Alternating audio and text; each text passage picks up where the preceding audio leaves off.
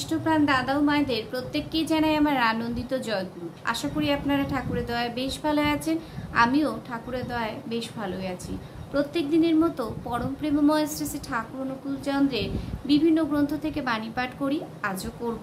তো আজ করব পরম প্রেমময় শ্রী শ্রী ঠাকুর অনুকূল চন্দ্রের শ্রীহস্তলিখিত সত্যানুসরণ গ্রন্থ পাঠ ও তার ব্যাখ্যা। যতটুকু আমি বুঝি, যতটুকু আমি বাণী পাঠ করি, ঠিক ততটুকুই ব্যাখ্যা করার চেষ্টা করি। আপনারা ভিডিওগুলো স্কিপ না করে অবশ্যই দেখবেন। অবশ্যই আপনাদের কাছে অনুরোধ রাখলাম যে ভিডিওগুলো আপনারা স্কিপ করবেন না। আর খুব ভালো লাগে আপনারা এই ভেবে যে আপনারা সেই ভিডিওগুলো দেখছেন, শেয়ার করছেন, সত্যি সত্যি খুব ভালো লাগছেন।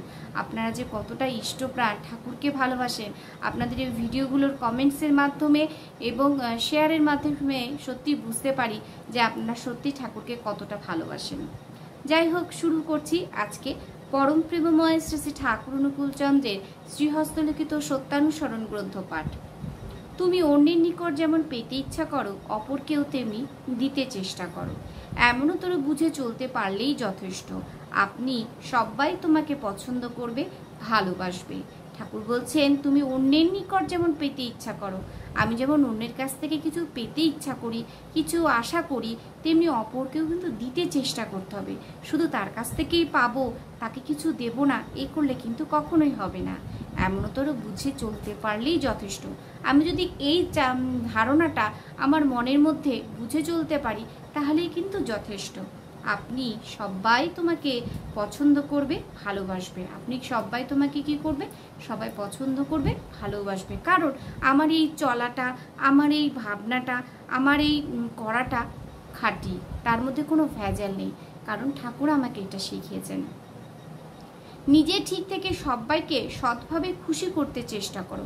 আমি নিজে ঠিক থাকবো এবং সৎভাবে সবাইকে খুশি করতে চেষ্টা করব। কাউকে কিন্তু অসৎভাবে খুশি করার চেষ্টা করার কথা বলেননি। নিজে ঠিক থাকবো এবং সবাইকে সৎভাবে খুশি করতে চেষ্টা করব। দেখবে সবাই তোমাকে খুশি করতে চেষ্টা করছে, দেখবে তখন সবাই তোমাকে খুশি করার চেষ্টা করছে।